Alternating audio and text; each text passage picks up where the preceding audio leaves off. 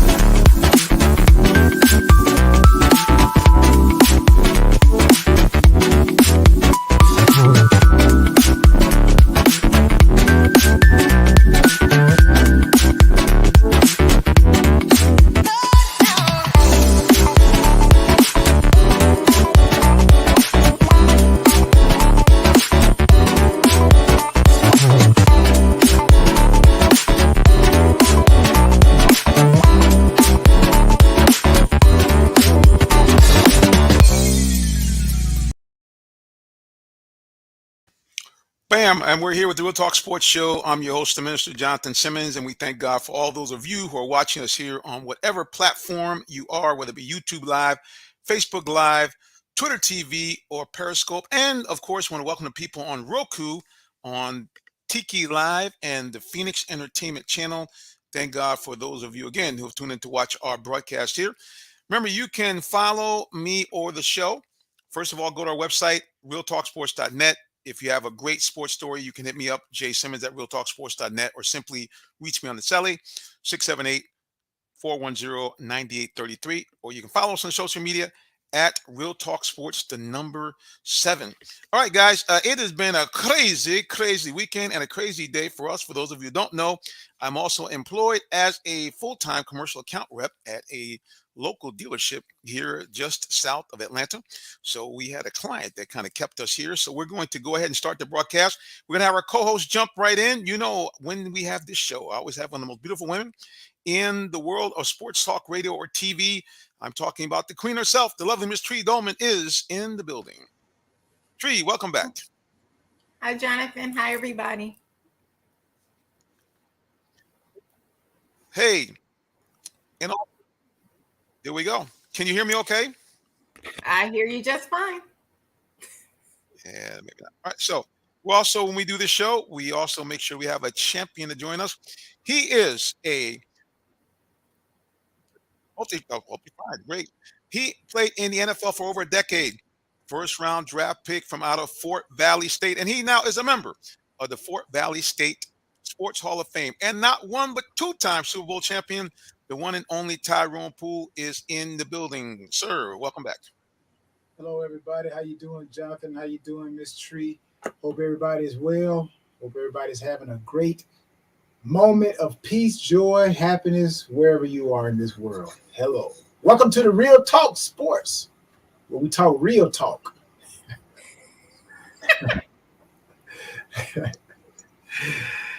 Yes. Let's get this party started. Real talk. Real talk sports. We talk real talk. Well, we want to get some real talk, and we also want to bring a guy who has not been with us for a little bit. He covers sports and pop culture. He is our good buddy. Mr. Brian Jones is also in the building. Brian, welcome back, sir.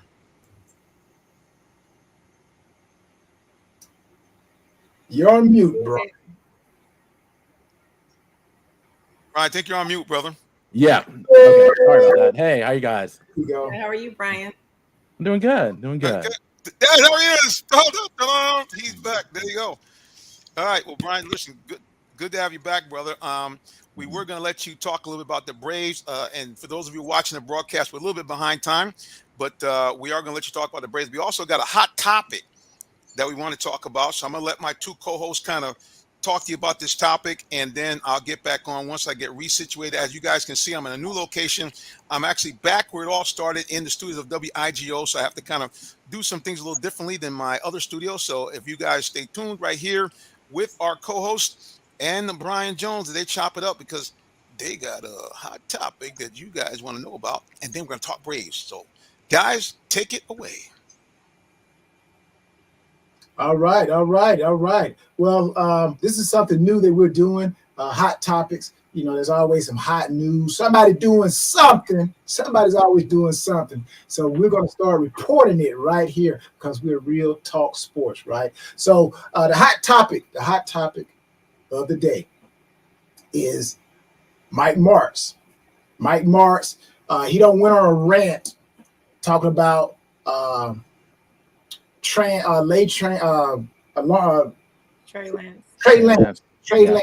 Lance, and he even went out and said something about Justin Fields as well.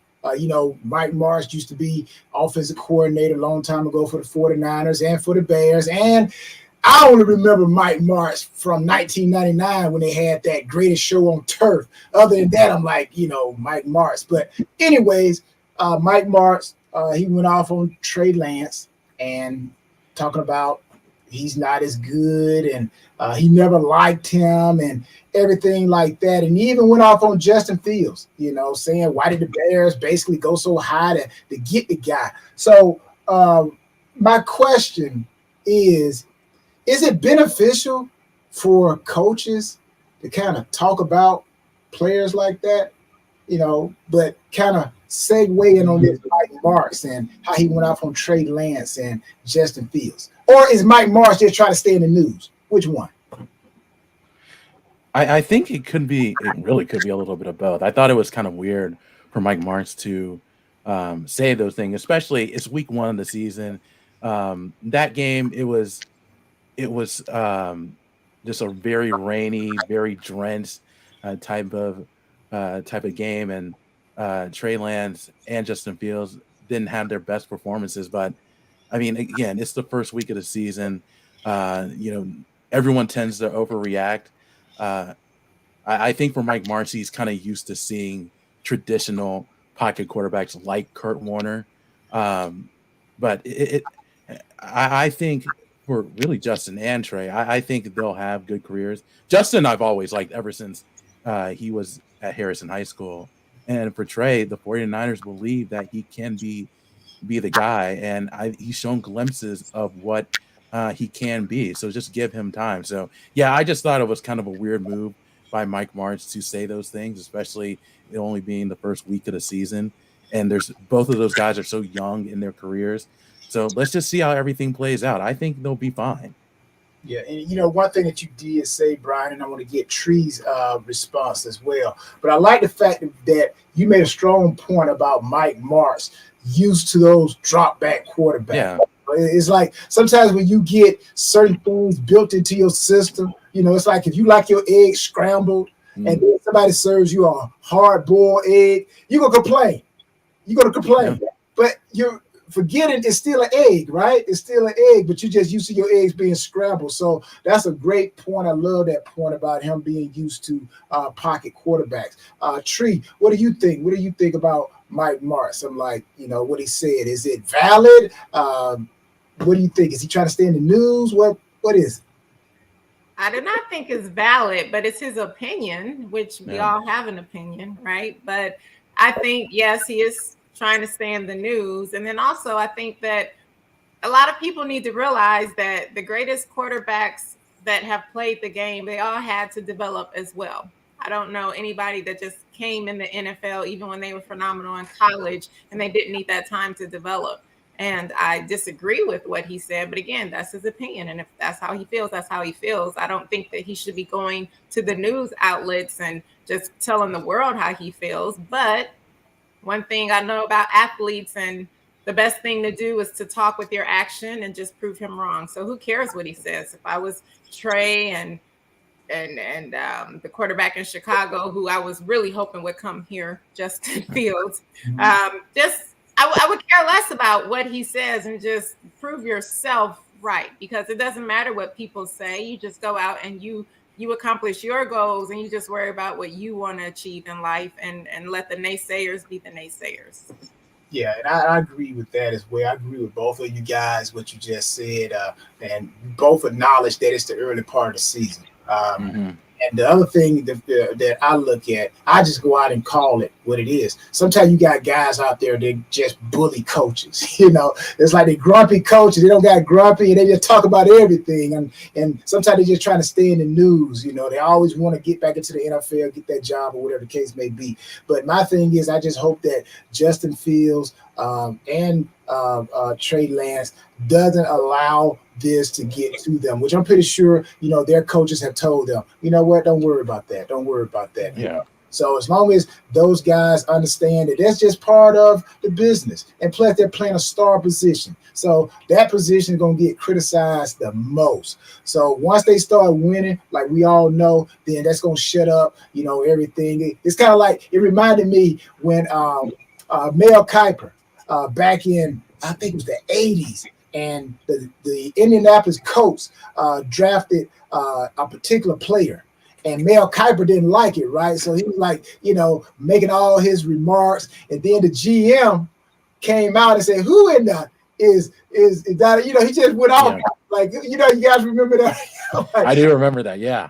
That thing was funny. He was like, "Who in the world is a Mel Kiper? What did he know about football?" So, but at the end of the day, Mike Morris, he's seen a lot of quarterbacks. So, he has his right to say what he has to say. Like we all agree, is his opinion. So, but I think Justin Fields and Trey Lance, once they continue to get the grasp of the game, their athletic ability is going to show up. But definitely, I believe in order to win the Super Bowl, you got to be a drop back quarterback. Mm-hmm. So that's just my opinion. So with that being said, I know, Brian, you want to talk about the Atlanta Braves. So I know Jonathan, he's taking care of business so he can pay the bills so we can keep the show still going. Keep gas in the tank, right? So, Brian, tell us about those Atlanta Braves, man. What are they doing? I'm loving it. There he goes. He come on to you. That's cute, right? Yes, sir. Yeah, Brian was about to go into the Atlanta Braves and talk a little bit about those. Well, yeah, and I think the biggest issue, or one of the biggest things that's being talked about, is the closer, Kenley Jansen. In his last 7 appearances, he's has an ERA 11-12. He's blown 3 saves in that span. He is ranked, I think he's second in the National League in blown saves. We also among the league leaders in saves with 37. But there's just been a lot of talk among Braves fans about, why don't they bring in Raisel Iglesias? Why don't they try out AJ Minter for that closer role, because Kenley Jansen is struggling. But it looks like Brian Snitker, the Braves manager, is sticking with Kenley because he said he leads the league in saves, and they're going to ride with him for the time being.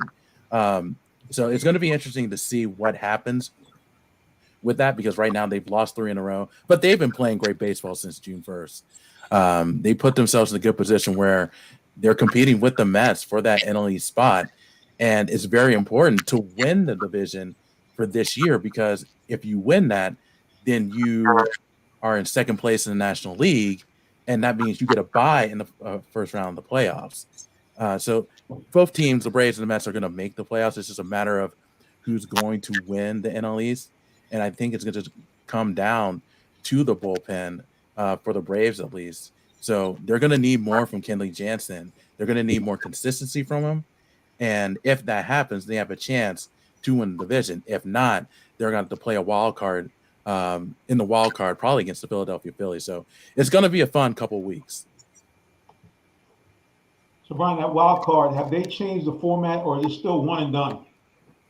So the wild card is different. It's not one and done. I think it's like a best of 3 series, I believe. So there's no more one game. And as I mentioned, the playoffs are expanded. So you're going to have the top 2 teams in each league on a bye, and then the 4 teams in the other in the American and National League, they're going to battle in those wild card rounds. So I think it gives an opportunity for more teams to have a chance to play in the World Series, because back in my day, you had to win the division in order to make the playoffs. So I think for the Braves, they want to have that first round bye. I think what benefited them last year when they won the World Series is they were able to beat the Dodgers in the NLCS because some of the issues they had due to the fact that they had to battle with the Giants back and forth for that NL West division. And the Braves were able to capitalize on that because of the pitching decisions that the Dodgers had to make because of resting issues. So they want to be well rested, try to make a deep run into the playoffs. So they're going to do everything they can to win the NL East. But the Mets have been playing. If the Mets lose the NL East, I don't think they necessarily blow it because they've been playing consistent baseball all year. And when you have two pitchers like Matt Scherzer and Jacob deGrom, you always have a chance. So as I mentioned, it's gonna be a great divisional race. It's the best divisional race in baseball, and it's probably going to come down to that final series in the final week of the season when the Braves take on the Mets in Truist Park.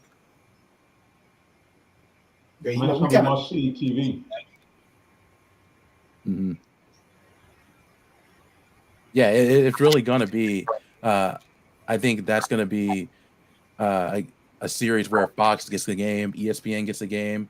They'll try to probably stream it on Apple TV Plus. So, yeah, the Braves and the Mets have been two of the most consistent teams since June 1st, and they've just been battling out. One thing to note about that, if they do end in a tie, then the Mets would win the NL East because they would win the season series. They've won more games against the Braves in the season.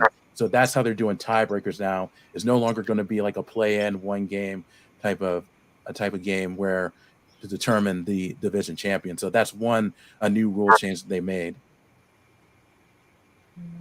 Tyrone, I think you're going to say something. I think Tree, you might have something too. Yeah, Tree, go ahead. I just wanted to say, since we're talking about the Atlanta Braves, that yesterday Otis Nixon, who used to play with the Atlanta Braves, had his celebrity golf tournament, and he always recognizes my husband, and he just does a lot for the youth in Atlanta, and I golfed in it. So I just want to give Otis Nixon a shout out and thank him for all that he has done for my husband, with including him in the tournament, and all he does for the youth in the city of Atlanta. He's really doing positive things. So make sure you check out the Otis Nixon Foundation. Otis. Yeah, Otis Nixon. Yes, sir. Go ahead, Tyrone. No, just giving thumbs up to Otis. But go ahead, Jonathan. I think you about to reply to Otis. No, I just want to say, yeah, he's been doing it for a while. As Tree mentioned, he is a big golf aficionado. I remember when Tiger came for the Tour Championship. I mean, Otis was like a little kid. He was like, "I got to get my shot with Tiger." And actually, some of us from the press grabbed his shot with Tiger Woods. But yeah, man, he does some great stuff. And Tree, I know it must make you proud to see him honor your husband the way he does. It definitely does. And I know my hubby is in heaven smiling down because he made sure no matter what we had going on every year, we were not missing this tournament. And anytime Otis had anything going on, we were there supporting. And yeah, so it does make me proud that every year he still honors my husband. That touches my heart. Ryan, I know you're on a tight schedule, buddy. We appreciate you stopping in, talking a little bit of Braves. I think you're right. It's going to go right down to the wire on this. How can people find out more about you, kind sir, social media, and all the rest? Give us the. Oh yeah, I'm a sports and entertainment writer for popculture.com. You can find my work at popculture.com or popculture.com/sports. Got some cool interviews coming up. I'm going to be talking to the cast of the Mighty Ducks Game Changers, which is a series on Disney Plus. That's going to be on Thursday. Tomorrow, I'm going to an event for the barbecue guys, and Eli Manning is one of the big supporters of that. So there's a chance I could interview him. So be sure to check that out. I recently talked to Trayvon Diggs of Dallas Cowboys Today. That interview will be out at the end of the week. Also talked to Carissa Thompson, who's the host of Thursday Night Football, and Kay Adams, who has a new show on the new network FanDuel TV. So all that's going to be on popculture.com/sports. You can also follow me on Twitter. That's at Brian Jones _93. And then you can follow me on Instagram. That's at Brian _L_Jones. And for those of you who are watching, we got it on the screen right there. You can follow him IG at Brian _L_Jones. Brian, man, as always, man, we appreciate you joining us, man. We look forward to having you back as the Braves make this run to the playoffs, man, because it is going to be must-see TV again. I mean, from last year, it was epic. Mhm. So I look for more the same. Absolutely. Thank you so much, guys, for having me on. Good seeing you, Brian. Good seeing you. All right, guys, we're going to take a little bit of break. I just want to tell you quickly, in case you're not aware, that before you took a break, your sound was excellent. Now it sounds like you're not plugged in. You sound really far away. So I just wanted to let you know I'm not sure what's going on with your mic. Okay, well, we'll try to get that adjusted, and we'll be back with more of the Real Talk Sports Show, hopefully with a lot better sound in just a moment. We'll be back, guys. Stay tuned. The day has arrived. It's time to let more people know about your business. You have the right marketing plan and the messaging in place. But do you have the right messenger? Good advertising and promotions need a professional sound so the message can be clearly understood. Don't leave your brand image to chance. Let our team of voiceover experts at CME lend you a hand. Give us a call at 678-304-8121 to find out how we can partner with you to give your business its voice.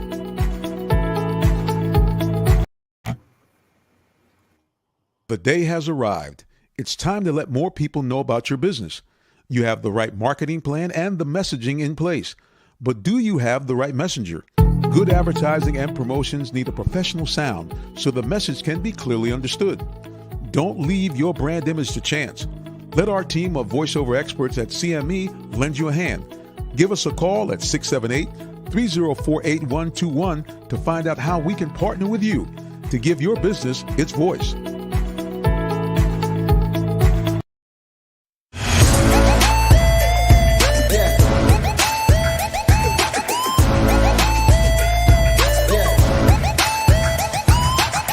This is OJ Howard with Real Talk Sports. What's up, guys? This is Tim Tebow. You're listening to Real Talk Sports. This is Charles Woodson. Let me grab the mic. You ready? This is Charles Woodson with Real Talk Sports. Hey, it's your boy JB Smooth with Real Talk Sports.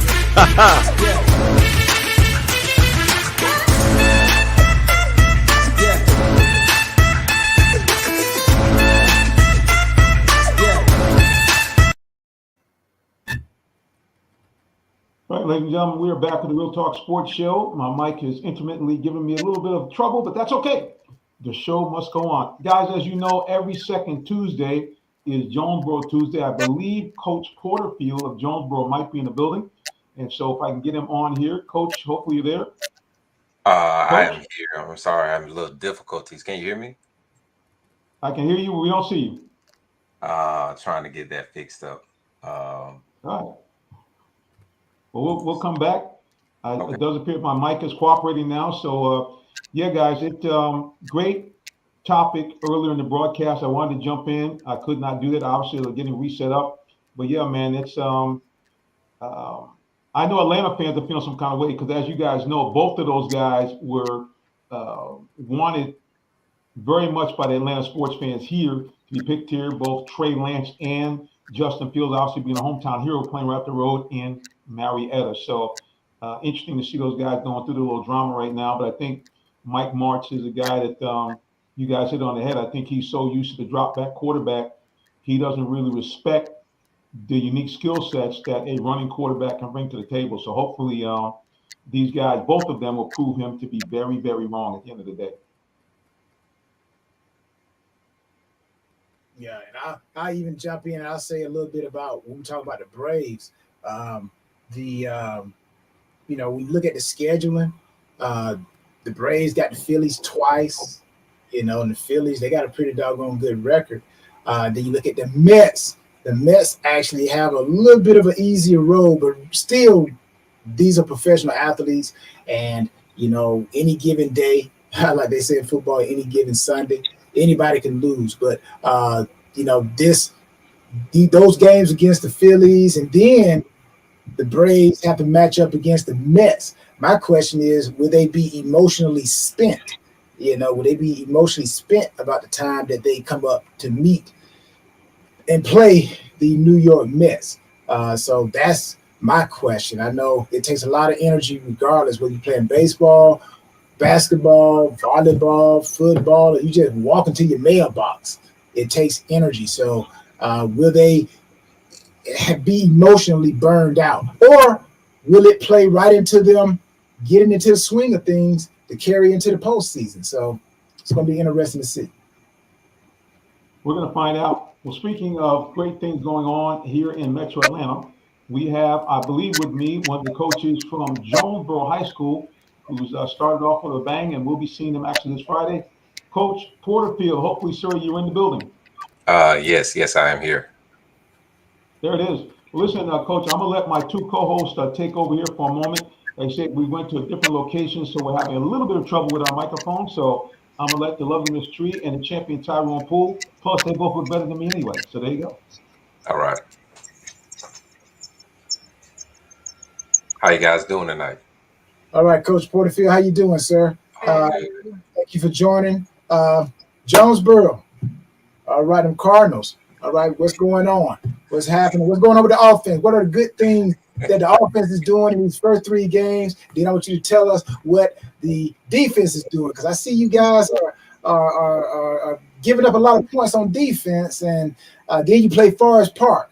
So, talk about that offense, that defense, and let us know. Let the fans and the players know what's going on. Well, I am the offensive coordinator, so I'm going to speak heavily on that. The right man, then. You talking to So we have we have a good running game. We've been able to run the football very well this year. We have some dynamic players on the outside. We're very young. That's the one thing that is throughout our team. We're playing some very young players, first time being on the high school field. So, we have you growing pains, but we're coming together, and also with a ground game, we're gonna be doing a whole lot better come later on in the season. Yeah. Now, you say you got young players. So how do you prep those young players? Get them ready. It's just like being a rookie in the NFL. It's like being a rookie anywhere. I'm like, these kids are coming from maybe middle school into high school, or maybe they were on the 9th grade program and they don't understand. Okay, now you kind of play with the big boys. Now you're on varsity. It's a different type of mindset. So how do you go about getting them to understand, okay, this is varsity football now? You guys got to. Well, we try to just reps. I mean, you just can't get out of getting the reps in, and we noticed that the more reps that they get, the better they, are seeming to pick up, and the speed of the game is slowing down for them now. And then in the beginning, it was a little intimidating, but now it's starting to slow down for them, and they're getting more used to and accustomed to how practice goes, the speed of the practice. So it's a lot of different things that you have to, encounter for. But they're getting better, and we also are changing up some things to accommodate them as well. Yeah. My last question before I let Ms. Dolman get it. As you're preparing these young athletes or any of your football players, do you show any type of videos? Like myself, when I was in high school, I remember our varsity coaches would show us like game footage of like guys that played at LaGrange. Where I went to LaGrange High School, and they would show footage of, okay, this is what the defense looks like, or whatever it is that you're trying to get them to learn, showing them some type of visual. Is that something? I see you shaking your head because I'm like right on point. Yeah. What do you do? What do you do to stimulate the visual of your players? Well, we have them watch film religiously, and the technology has helped us out with that as well. And we're not able to give them the film, and they're able to view it, and trying to teach them how to watch film has been the deal. Now a lot of times some people just watch film, but teaching them how to watch film, what to look for. And now that they're starting to pick it up because it's been a couple of games, they're getting more into the routine. So now things are getting a little bit better. Yeah, that's good. That's good. Good stuff. Tree, you got any questions? With you being the offensive coordinator, what is the thing that you find helps you motivate your offensive line more than anything? Like, do you guys have a motto or something that you focus on when you're working out? What is it that gives them that that to go out and score? Well, we have a goal as an offense. We want to run for 1,600 yards this year, and we try to put that as a lofty goal. But we are intent in doing that. Again, we have some very dynamic backs, and we have an experienced line, so we're leaning on them a lot more, and so we're putting that pressure on to go through 1,600 yards as an offense, and as you know, running the football. 9 times out of 10, you control the game and you can win the game. Put yourself in better positions to win the game. So we want to be able to control the line and then do some things out that with our playmakers on the outside. Okay, I love it. Yeah, and after this, Coach, when I think about football, football is the ultimate team sport. You've been an offensive coordinator. Is there I'm talking about you specifically here. Is there a ritual that you go through as an offensive coordinator? Take us from the moment that you preparing for a game. Because, players, we know how we prepare, but the coaches, a lot of parents and those watching this show don't know how coaches get prepared. So do you play some music? What do you do to get yourself ready for a game? I play music. A lot of stadiums now, they have their pregame, so it really gets you in the mood. I kind of stay away from everybody and just try to isolate and picture exactly how I think things will go. Adjustment wise, that's the biggest thing. As far as defenses goes, and are they going to do the same? Are they going to blitz us more down a distance? Things of that nature. So it's just trying to play it out in my head and getting into a rhythm and understanding the flow, the feel of the game majority of the time. Yeah, that's good. Now, as far as education, again, just talking about you before we change it up and talk about the other parts of the Jonesboro Cardinals football team. Education-wise, camps, or is there a particular camp you go to every year, or you guys go to every year as a coaching staff, or is there like a particular offensive scheme that you try to subscribe to as far as looking at their footage to get more understanding to help you be a better coach? Well, with COVID, we had to stop with the camps, but we try to do the FCA camp that they do every year. We went this past year.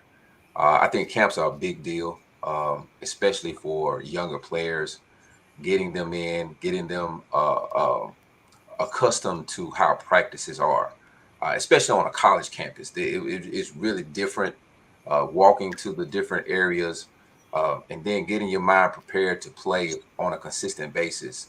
And that goes back to getting the younger players, since we were so young, just acclimated towards the speed, acclimated towards what to expect. And I think that's one of the things that's helped us out as far as running the football, especially. Now, as far as scheme is concerned, we have different backs. So we have smaller backs, bigger backs. So we do some slight differences for each one, but they seem to be more effective for the individual person. So we're not like an air raid or we're running a wishbone. We try to do some zone schemes, some gap schemes, but they're better for our players. We put them in the best position possible. Now, Forest Park, you guys got Forest Park coming up, right? Mm-hmm. Yes, we do. So what's your thoughts about Forest Park? What's the game plan? You're going to run the ball 50 times this game? What's the game plan? We just gonna we got dynamic. Like I said, we have dynamic players. We're gonna get them the ball. We're gonna try to get them as many touches as possible and control the line of scrimmage. Forest Park has a good team. It's their homecoming, so they're going to be extra motivated. Yeah, they're going to be extra motivated. So we have to come ready to play, and hopefully we'll come out there with a victory. Coach, I think you have one of your players here. I think Donovan McCoy. I see him down in the green room. Let's see if I can get him on here. Donovan, are you there? Yes, sir. There he is. Oh man, what's going on, Mr. Donovan? What's up? What's up? Bro, you got to turn the lights on. Where you at? I'm in the car right now. I'm on the way home from In the practice. car. Get them lights on. But guys, listen, you got now. See, you gotta give the young man credit. He said, "I'm scheduled to come on the show. I don't care if I got to do it outside. I don't care if I got to do it in my car. I'm coming on." So Donovan, we appreciate you, man. You're joining us here.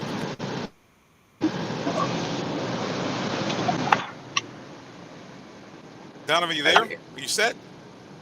I'm here. I'm here. All right, I can hear introduce you. yourself to everybody. Give us your position, your Now, number, and what you're going to look to do against Forest Park coming up this Friday night. my name is Donovan McCoy. I'm number 2. I play running back and DB. Forest Park, they scheduled us for our homecoming. Their homecoming game. We're taking that very personal. I'm looking to come out with the win. Get a lot of rushing yards, put a lot of points on the board, and just shut them down. Coach, it sounds like he's ready to play already.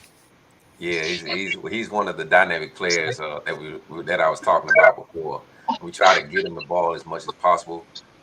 He's great in space, good hands, and can run the football. He can run the football. Well, Donovan, I must tell you that one of my favorite stats are the yak yards. So how many yards do you average after contact? Because that to me is really telling of running backs. I try to get as many as possible. Try to make a man miss, make a 2-man miss. Don't get tackled by 1 man. Just get as many yards out of contact as I can get. Help to win, get this team working towards the touchdown. Okay. Yeah, he's ready.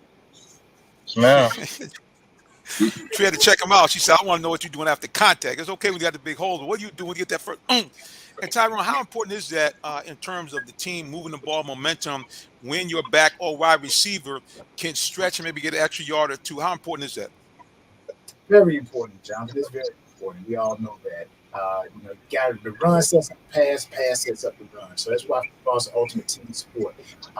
But Donovan, you just left practice. You said you just left practice. What are you going to eat? That's my question to you. Being a phenomenal athlete, you know you got to put nutrition back. I want to hear, what is your meal prep now? After practice, me and my brother, we normally go to get like some salad, some sandwiches to keep protein in us. Okay, what about fruit? You like fruit? Yes, sir. Gotta get the fruit. All right. Gotta get it. Now, I was talking to Coach Porterfield, and he was talking about you guys understanding how to look at film and evaluate film and know what your opponent is doing. So, what do you see? How do they match up with you guys? What's the trouble? We're talking about Forest Park? Yes, Forest Park. When you look at film, what is something that you guys have to be mindful of playing against? How can it hurt you guys? Forest Park, they have a lot of athletes, particularly number 7. We could slow him down. That the game should be pretty much in our hands at that point. Okay. All Seems like you guys got a game plan. Yes, sir. Well, Coach, I'm gonna let you guys continue to get ready. I know it's a big game here. We saw you guys against what do you call them? The team around the corner? Is that what you normally call school around Mount Zion? So we saw you play a big game against them, and we saw Donovan have a big game against them as well. So we're looking forward to seeing what you guys are going to do, because once again, guys, we will be live streaming the broadcast right here on the Real Talk Sports Show, also on WIGO 1570, and we're also going to be on Roku, guys. That's right. You actually can watch your boys on the big screen on Roku. Go to Tiki Live, look for the Phoenix Entertainment Channel, and you will see it broadcasting to you right here, right now. Or for some of you like me, if you got YouTube on your smart TV, the same thing. Hit your YouTube and bam, you get your boys on that 15-inch screen, like you in the sports ball. There you go. All right. Well, Coach, again, we appreciate you. I'll put up on the screen so people can find out more about Jonesboro. Let me get everybody back up here now. Here we go. And I think I have the social media here from Coach Sir. Bam! There it is. Yeah, that's it. Am I right, Coach? Yes, sir. That is it. That's how you can reach us in all facets. So, guys, on Instagram, IG, check them out. JHS Cardinal Football. You can check them out on Twitter at JHS Cardinal Football. Now, here's the thing: if you guys say, "Hey, we need the link for the broadcast," don't worry. Jonesboro always posts that once we send them the link on to their Twitter page and also on the IG. So, again, guys, stay tuned. Check out the Real Talk Sports Show. Again, if nothing else, if you can't find us, just come to our page on YouTube, and you will see the broadcast Friday night. And what time is kickoff, Coach? Is it 7:30? 7:30. 7:30. 7:30. You come on down Mm-hmm. right there, right at Tara Stadium, which is located really right in the heart of Clayton County. You come right down there to right off of Battle Creek Road. Come on down, support the team. And coach, how much are the tickets now? Did they go I up a little think bit? that's. You know? I think they're the same. I think it's $8, $7 or $8, one of the two. Okay, there you go. All right. Well, listen, guys. Again, check them out Friday night as they play another county rival, and this time it's going to be Forest Park, but it's the same place at the now Hines Ward Field at historic Tara Stadium, right here in the middle of Jonesboro, right off of Battle Creek Road. All right, Coach Donovan, we look forward to you. And listen, guys. Now, Donovan, I'll tell you right now, I always look for the key players after the games. Don't run in the locker room. Now, if you ball out, hang around the field so you can get your official interview at Real Talk Sports. All right. Well, I Yes, want to say sir. I want to say to you, Jonathan, that I'm hoping that you ball out on Friday, and I hope you Yes, break ma'am. the record and play well. Go get them. Thank you. Thank you. I will. I'll definitely put on the show. I There you like go. it. I like you, Jonathan. That's what I'm talking about. Thank He listen. He must have talked to Tyrone Poole a little bit. He got that fire. He's like, I'm ready to go right now, bro. Whatever you got, you bring it. I got something for you. It's right there. All you, right, sir. Coach Porterfield, Donovan. God bless you guys. Look forward to having you back on again real soon. All right. Thank you.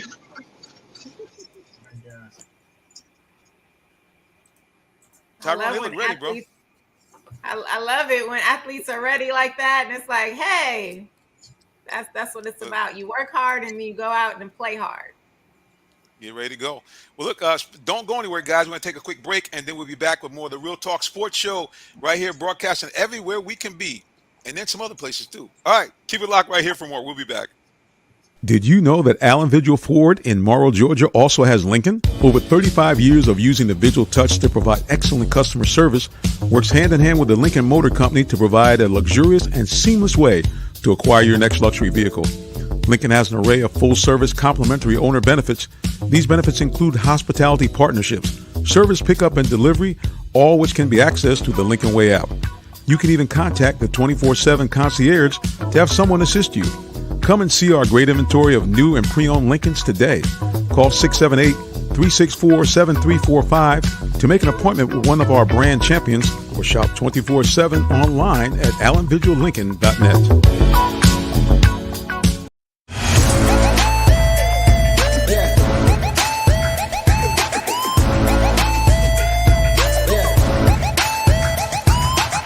This is OJ Howard with Real Talk Sports. What's up, guys? This is Tim Tebow. You're listening to Real Talk Sports. This is Charles Woodson. Let me grab the mic. You ready? This is Charles Woodson with Real Talk Sports. Hey, it's your boy JB Smooth with Real Talk Sports.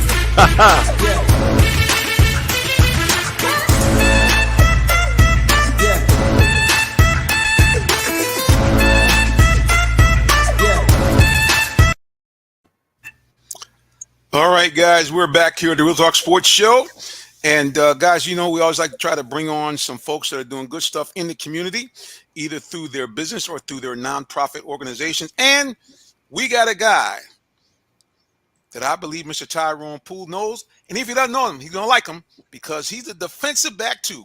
Our good buddy from the Fellowship of Christian Athletes, former Los Angeles Ram, former Clemson Tiger, Double D is what I call him. Dexter Davis is in the building. Dexter, welcome back, sir. Hey, what's happening, Jake Simmons? Hey, T Pool. Hey, Hey, listen, Dexter, what's going on, boy? you got it, you got it. Hey, T Pool. We had a camp this past summer, and how you doing there, Miss Dolman? Good to see you, sis. Um, Hi. hey, we had a camp this past summer up at Camp Grace where Lachey and I, we've been blessed to really have a nice place to call home with ministry. But we wanted some soul food, so we got out of there, T Pool, and we drove to Fort Valley State. And right downtown, there was a fantastic soul food restaurant, man, and we had a blast. Just so you know, there's a spot right downtown, right next door to the campus. We ate and we had a great meal. All right, man. But Dexter, we FBS. need two things to help us out. We need two things to help us out, bro. Can you give me a little bit more light and a little bit more volume? Cause we want to see and hear Uh-oh. you all the way, bro. Cause you got some good news. Yeah, so all right, so the volume's gonna be. I'm gonna take this thing on in to the house act inside. Yes, sir. Yeah, my pleasure, man. I'm honored as always to be a part of your show, and I've seen you grown so much, and T Pooh seen you be a part of it, and Sister Doma, you're there. Just it's a great testimony to what you've done, Jay Simmons. I remember seeing you, at little camps in the community, and next thing you know, I saw you standing next to me at the prayer in the middle of the field in one of our Falcons games. So man, it's just a honor and privilege to see what God can only do when you just walk by faith and not by sight. Amen. Amen. No Amen, doubt, brother. man. Lord is good. Lord is good, sir. You're right. Surely right. Well, listen, man. I know you got some stuff popping. Just tell us kind of a little bit what you got going on, man. Like I said, the FCA is booming. You and your wife doing so much, man, Yes. with the FCA, man. And give her a big shout out. We look forward to having her on Great. the program as well. But yeah, man, don't you have an event coming up with I don't know if it's a frat or one of the organizations, man? Talk to us.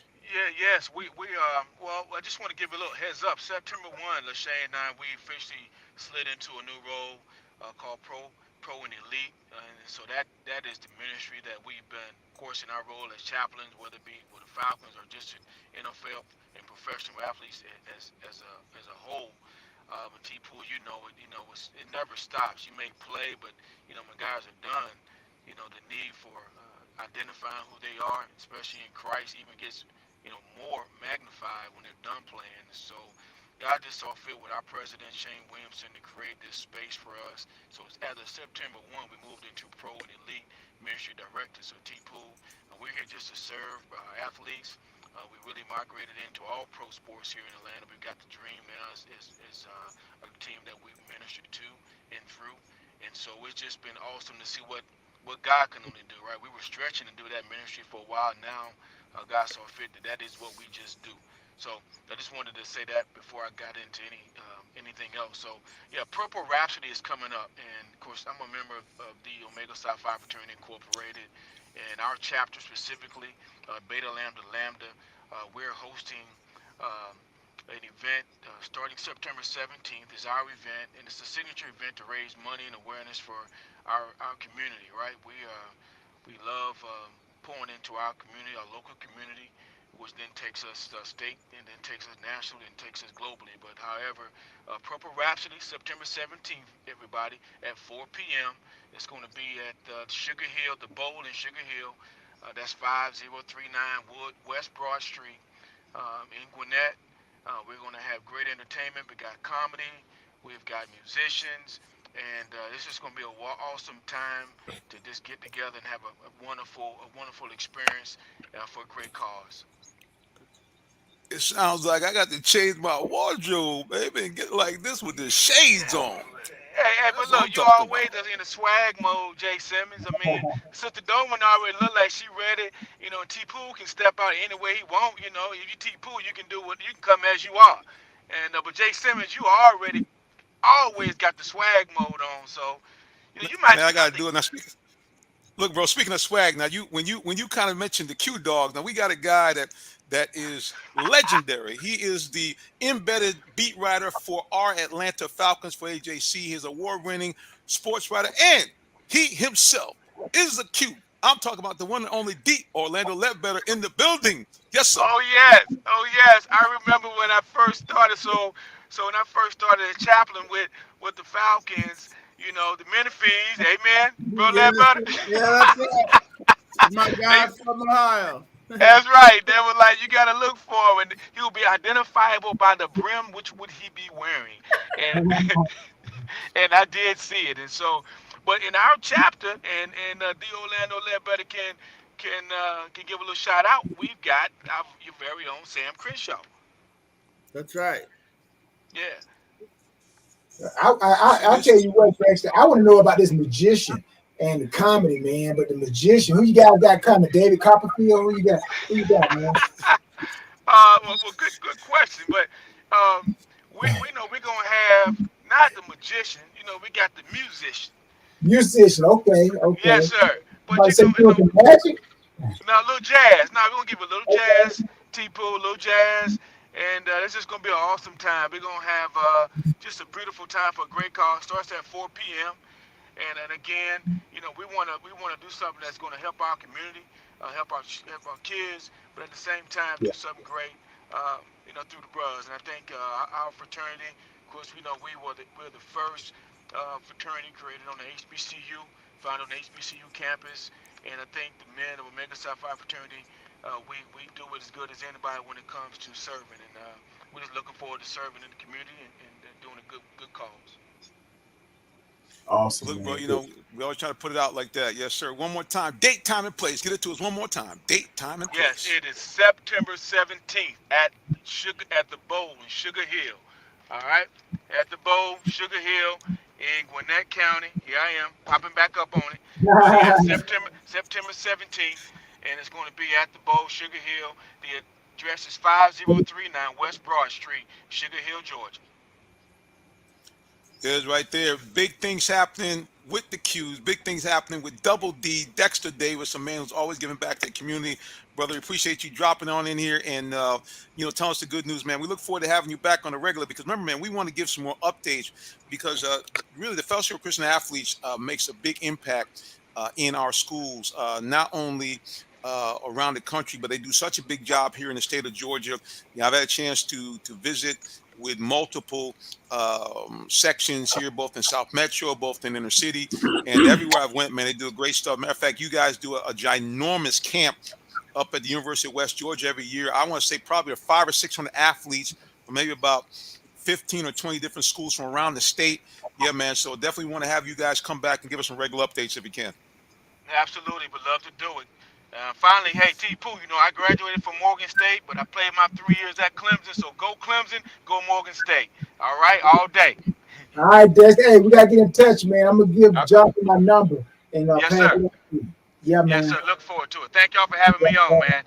All right, man. Oh, there it goes. We still trying to get D-Led to get his bark in. Yes, sir. Yes, sir. All right, guys, we're going to reboot really, really quickly, and then we're coming back to talk about your favorite subject. Well, maybe not this week. You got to come back to find out what I'm talking about. We'll be back.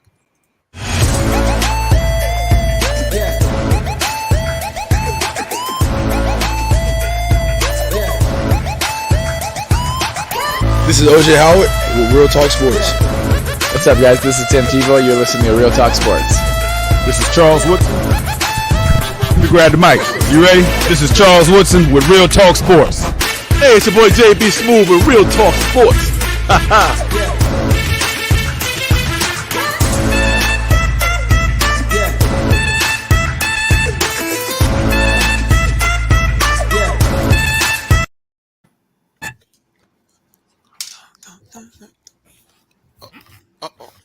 Oh, we're back. Okay, I guess I was getting my Sugar Hill groove. I'm already ready for the situation. All right, guys, we're back here with more of the Real Talk Sports Show. I'm your host, Minister Jonathan Simmons. Right next to me, the Orlando Ledbetter. Right above me, the Queen, Miss Tree Dolman, and the champion, Tyrone Poole. All right, I'll put my shades back on, D-Led, because that's how I felt when I was leaving the Falcons game after them once again snatching from the jaws of victory another stunning fourth quarter collapse and defeat. D-Led, what on earth happened to those daggone Falcons? Yeah, Reverend, just a parade of mistakes down the stretch, starting with a fumble in the red zone at the 5 and ending with a block kick. And in between that, a couple guys getting beat in the secondary when, they knew the ball was coming. And then you have the recipe for another fourth quarter collapse. Which was not stunning, I would like to add, just so you know. Well, given the fact, how they were playing and dominating the line of scrimmage, the fall off was dramatic.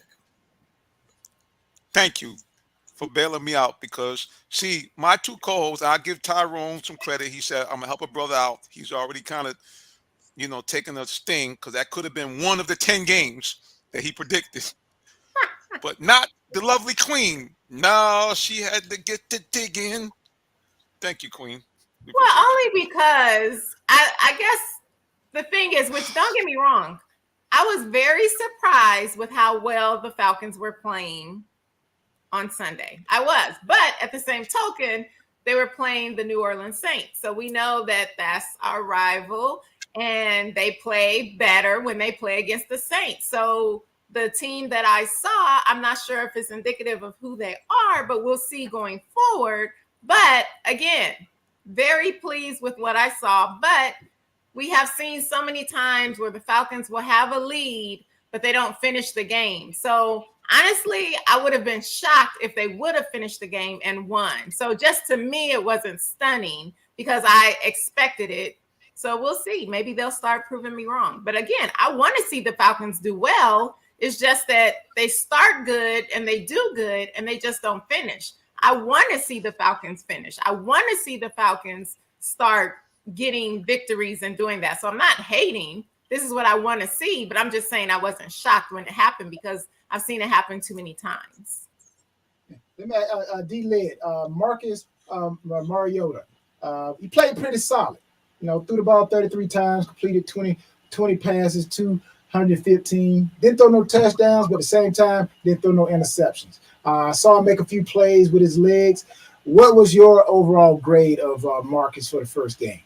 Yeah, he did a lot of good things in that game, Tyrone. But when you place the ball in the quarterback's hands, you need him to take care of it. You don't need him to lose where he's at on the field and run into trouble and fumble the ball. You can't have a bobble snap on third down. Those are major mistakes for me, which I would subtract from what was an A-plus performance. So, taking care of the ball is very important, and he didn't do it in two very key instances. My second person is Mr. Patterson, number 84. Good time running the ball, averaging 5.5 yards. That's a first down every time you give it to him. You give it to him twice, it's a first down. Caught 3 passes. What was your grade on Mr. Patterson for the first game? Certainly an A-plus for him, and I really think the run on the 5-yard touchdown was a classic where he got hit at about the 2 and then just powered through 4 defenders to not be denied for the touchdown. So, running with that kind of physicality and making that kind of statement made it a little bit more perplexing as to why they didn't go for it on the 4th and 1 with the game on the line. And my last question before I let everybody else have it, Grady Jarrett. We all know that he's the heart of that Falcons defense. And like we're talking about the letdown. Other than Grady Jarrett, is there anybody else that stood out to you on defense that, okay, maybe this guy can help the defense be better? Yeah, a couple guys. Richie Grant, the safety, had 10 tackles. I think he might have, been the guy that was missing on the 57-yarder, though. So, if that's the case, then I'll take away from his performance. The rookie Arnold Ibikite, he had a sack, a tackle for a loss, and a quarterback hit. So he flashed in a limited action, 25 snaps. And I thought Lorenzo Carter showed up to play. You saw him flashing around the quarterback a little bit. So good job by those guys. The linebackers were steady. Michael Walker had a nice sack. I need to see them make some more impact plays from that linebacker position. Tree, go ahead. So what did you think about the way that the offense played and the things that you think they can improve on? What do you think they did very well? And what do you think is something that they can improve on? Well, they ran the ball very well, 5.5. You're going to take that every day of the week. What they didn't do was their precision passing game is not on point.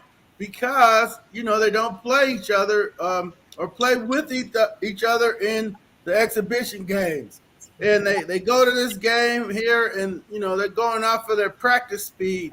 And Tyrone will tell you that you can practice as fast as you want in practice, but once you get in the game, it's going to speed up even more. So that's why you saw balls going late to Kyle Pitts, balls going high to different receivers and so forth. So, throughout over the course of the season, those passes will get, on point and on target and timed up better. And you'll see the passing game improve. But it was probably a C plus B minus type passing performance. Yeah. Now, Arthur Smith, the head coach, Arthur told him, he said, "You guys wrote our obituary back in May, and y'all continue to write our obituary. Who cares?" So I'm like, that was a statement he made after the post game, which he was in no mood as they were talking about to discuss oral victory. So, what was your perception, led of the thoughts from Coach Smith? Was he like okay with what happened, or does he feel like there's so much more to go? He was not okay with what happened, but he was trying to deflect the attention to himself because he didn't want his young team to start getting down after this bad loss. So throwing the media out there, you traded your franchise quarterback. You're rebuilding. You have $63.4 million in dead cap space. So the prognosis and the predictions are going to be kind of low for you. That's just the facts. Until you show us that they're wrong, go out and do that. Hold on to a 16-point lead. Run it on 4th and 1 and win the game. So nobody is off base or out of line with predicting the predictions that have been made. And go prove them wrong. Don't talk about proving them wrong after you just blew a 16-point lead. That is true. D-Led, I tell you something. I watched the Super Bowl. I saw 3.5 quarters of glorious play from the Falcons. I was about to come on this show Tuesday and say, "See, I told y'all everything I talked about. Marcus Mariota picking up first down, getting out of trouble, moving the ball down the field with precision, and taking off a victory. And the defense surprised me with 4 sacks. But instead, I got to come on and do this. I hide behind my shades like a dummy as the Falcons once again blew this. I do have to ask one question. And Marcus talked about this, and you talked about it as well, the idea of not kind of knowing where he was. I am concerned because what I saw in this first game, maybe it's just the excitement of being at the helm again, but man, he looks like a guy that's playing to only want to play 8 games in the season. Anything the coaches can do to try to get this guy to understand that we just need you to keep the drive alive. We don't need you to play Joe fullback on the sideline. We don't need you to try to get that extra yard. Are the coaches really working with him on this, or is it just a lost cause? This is the way he is. No, they brought to his attention, through the film study on Monday that there are some of these runs where he's gonna need to get down, and he knows how to do that. And if he's gonna make it past the first 6 games, everybody's seen it now. They know they're gonna run the RPOs out of the pistol. They'll have somebody sitting there waiting to tee off on him. And when Cam Newton was running a lot, they just hit him anyway. So that's how you would do it in the old days. Would just hit the quarterback every play if he's a run pass option guy. That's coming. He's gonna have to diversify. He's gonna have to get accurate with the passes and then get down on the runs there. One last question, and I know Coach Smith seemed very snarky, like he didn't want to talk about anything, but Drake London obviously looking like a top 10 pick. I think he has 7 or 8 receptions, but it seemed like they had some problem getting the pitch. Was that a lack of rep problem, or was he just not open?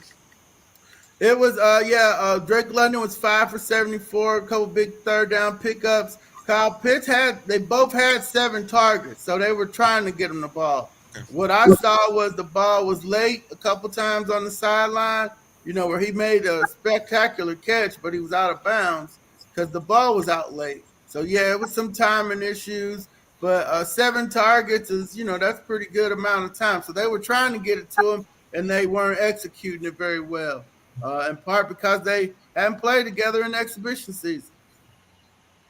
The injury report. Who came out healthy and who basically in the training room with the ice bag? Yeah, London made it back. Darren Hall made it back, but they did add a cornerback to the practice squad today. Darren Hall didn't play from scrimmage, but 2 snaps and then 25 in the special teams. He was a nickel back. He was a defensive back. So those were the only 2 injuries going into the game. Coming out, running back Damian Williams fell on his rib. Talked to him Monday. He said it's not broken, because he said when it's a broken rib, you can hear it. And so he just said he's sore from a 300-pounder falling on him and the ball. So he said he was down there on the ground just trying to get some air. He couldn't breathe, and it's sore. So he'll go through the week, and they'll try to get treatment for him so that he can get out there and play on Sunday. Well, they got the Rams coming up.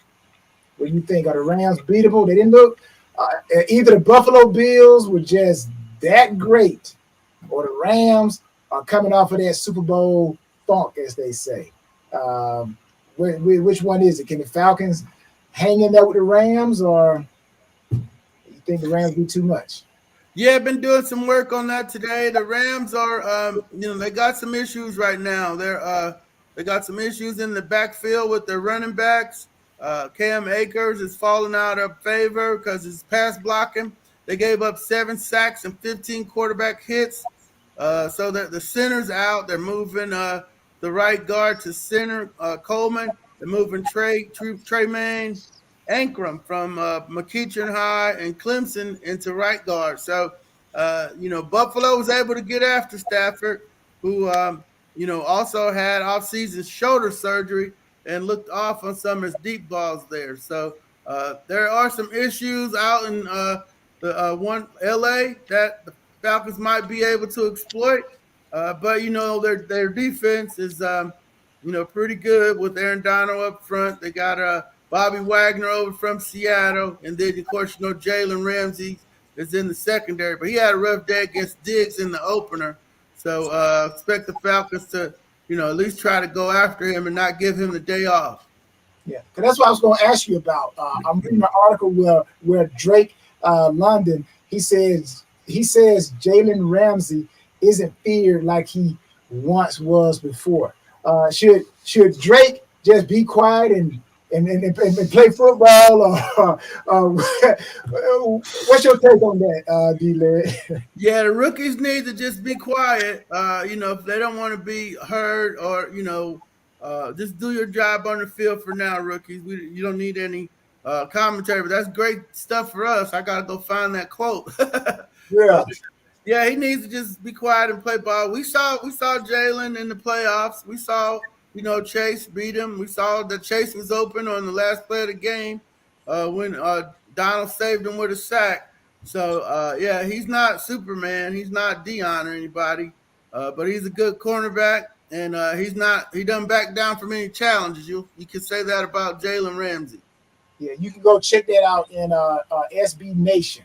SB Nation. That's where that article I was reading. All right, we'll go get that. What you're telling me is the Falcons have hope to pull off an upset. Yeah, if you can run the ball, Reverend, but it was perplexing that they didn't try to run it when they needed to win the game. They ran it 38 times for 201 yards, and if you can do that every week, you're going to be in a lot of games. So, yeah, you got a shot. You got a shot if you're running the ball like that. Well, I'm looking forward to some better coaching decisions, both on offense and defense. I'm not sure why Dean Pease went to some type of odd prevent defense So hopefully the Falcons, man, can do something. But I gotta tell you, I'm feeling much better now. I am That's feeling that they good. still. Well, you remember I told you I was going to make you a poster, right, Jonathan? Right, because you predicted the Falcons to go 10-7. I'm a woman of my word. Okay, so here we go. You see that L? There we go. L for the first week. So we'll see every week. I will be going down the schedule just for you, Jonathan. So you see the L. Okay, there we go. But I do have to say it brought me yeah, so that's that one. But I also have one for myself because remember Todd, if you're watching and listening, you also said that my Lions would not win more games than the Jacksonville Jaguars. So I made one for you with my Lions, but we're also in that L column. Okay, so it's not just you, Jonathan. My Lions, we're in the L column too. But so I have posters for both.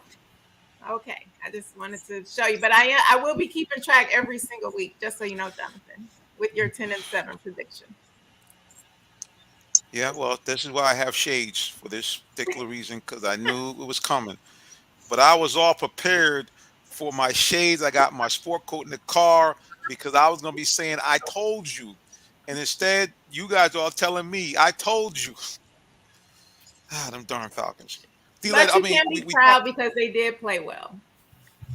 Did it, but Tyrone will tell you, I mean, I mean, it's nice to play well, but you did to win games, all right, Tyrone? I mean, all that kind of stuff, you trying to win games. Oh, of course. Yeah. I mean, I agree. A loss is a loss, but to me, when you look at how a team loses, it just can prepare you for the future. So it's not like you got blown out.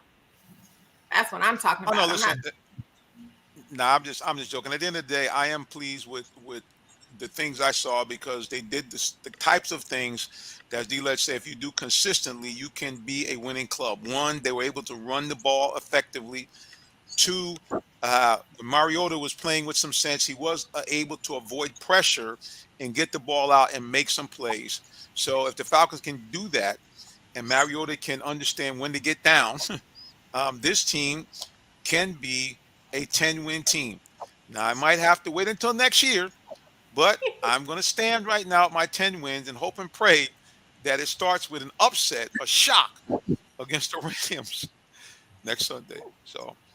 D-Led, what else have you seen up at the camp that maybe we should be aware of? First of all, the other question I ask is why was the young man, the young draft pick from out in Utah, I guess it is, why was he not dressed for the game? Was just not enough guys are carrying the roster? What happened? Came down to special teams. Coach Smith said they thought the formations they plan to use, they needed extra tight ends. They ended up not playing Felipe Franks, and they needed an extra wide receiver because they didn't know how long Drake London was going to be able to play. And so that knocked Tyler Algier out of the mix, made them kind of thin at running back when Williams got hurt. But yeah, I think we'll see the young man this week when they play against the Rams because he played on special teams. They just like Williams and Keith Smith better as special teams players. Gotcha. So, but we're going to see him suit up against the Rams. Well, Williams is hurt, so I would think just for insurance purposes, he would have a shot to be there. I'm not declaring him on the roster right now. Gotcha. Speaking of on the roster, I got it off the roster. One of my favorites, looking to see if the young man from out of Pittsburgh has been picked up anywhere. Young Mr. Allison, anybody pick him up yet? No, there was a report he was going to Dallas, and then I kept calling my people in Dallas, and they didn't see him come across the list there. So I don't know what happened with that. A lot of veterans get picked up after the first week because if you play the first game, your salary's guaranteed. I don't know if he's in that group or not, but we'll see a lot of veterans come off the board this week here. Gotcha. And if I may, Tyrone, yeah, I want to clean this up. I'm going to go back and recant what I said. It's not that I misquoted. Drake didn't say that. Basically, the consensus is that Jalen Ramsey was once feared, and Drake London is up next as far as the receiver that he has to cover. And the article kind of just went in talking about how Tom Brady threw at Ramsey 12 times in the Week 3 matchup, and then talking about Kirk Cousins threw at Jalen Ramsey 10 times. And then it goes down to where in the Super Bowl, Joe Burrow targeted Jalen Ramsey 9 times and completing 5 passes for 160 yards, which some of that was just bad technique on Jalen's part and giving up the run after the catch. So that's where that article was centering around. It was saying that Drake was coming up next since he's a first rounder and everything like that. So the consensus is Jalen Ramsey is not feared like he once was, like he was in Jacksonville. He was playing high ball when he was in Jacksonville. So I just want to clean that up. Social media, our feed had went out for a second, so our man Todd has been frantically posting. So we'll get some of his stuff up here right now. Let's get my glasses on so I might be able to see. Ta-da! He asked the question, D-Led, is Coach Smith already on the hot seat? Oh, no, they know this is a rebuilding situation. Patience is going to be required. And also, he says here that it seems that they have the brakes on Marcus throwing the ball downfield. I think we discussed that, Todd. I think it's really a matter of timing right now. So hopefully later in the season we'll see that. And he also says that, Coach P's admitted that he did kind of blow it by not going with a regular defense. And he did answer you, Tree. He said, still winless. LOL. Talking about your Lions. That's true. You gotta get it there.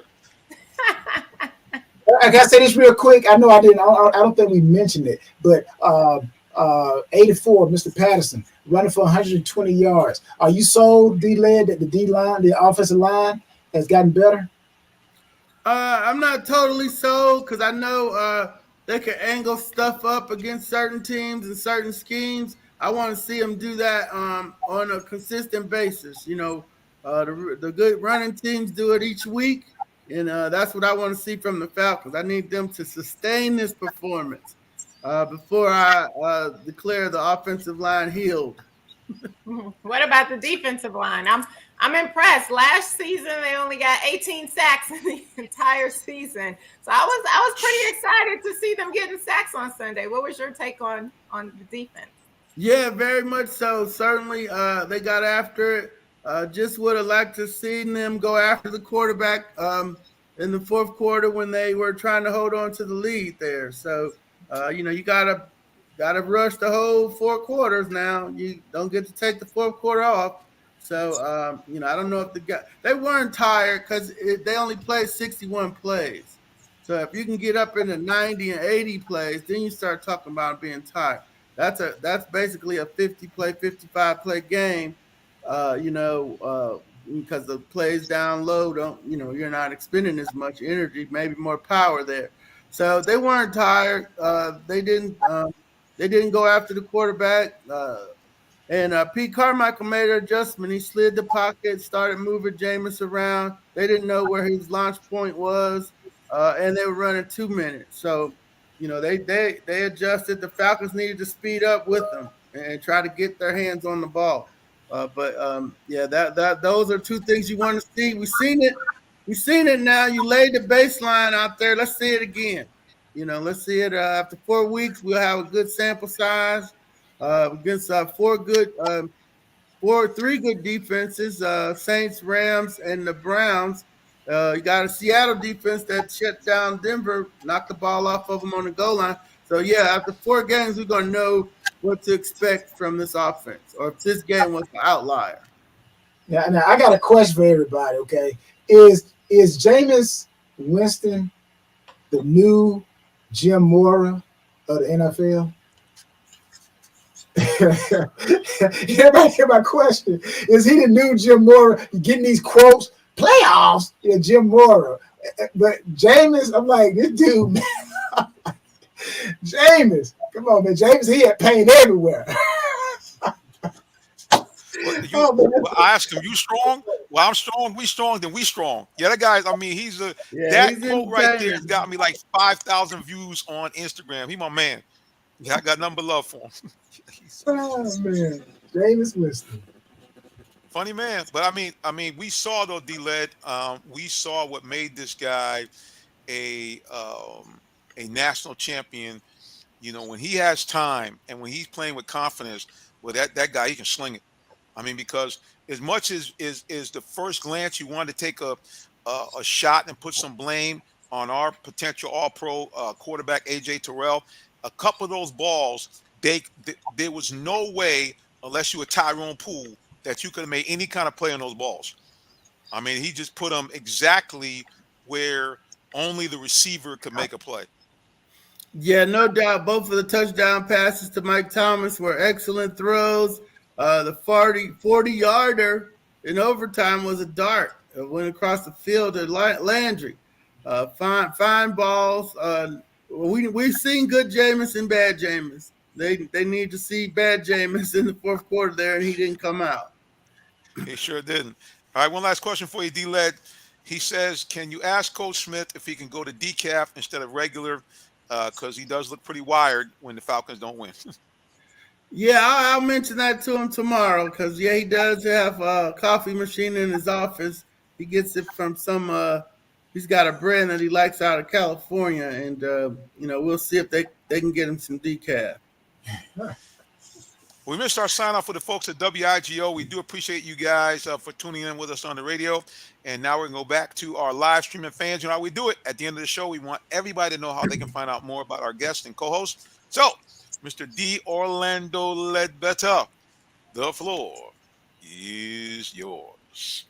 Thanks. You can find my work on ajc.com. Our Twitter is at DOrlandoAJC. And we're on the gram at DOrlandoLed. Thanks for having me tonight. Take care and have a great rest of your week. Hey! There he is. D. Orlando Ledbetter in the building. Right there. I'm waiting on the bark from D-Led, man. Well, I knew he was going to do it, so I threw it in for you. All right. Tyrone Poole, the floor is yours. Oh, man, it's easy and simple. Simple as pie. Just work that thing at Tyrone Poole 38, all social media. That's it. Pleasure, Jonathan. Pleasure, Miss Tree. Thank you, everybody, for watching and for tuning in. You guys have a great night. Go FVSU 2-0, baby. 2-0. Fort Valley State University. That's what I'm talking about. HBCU representing in the building. Tyrone Poole. Thank you, sir. See you next week. All right.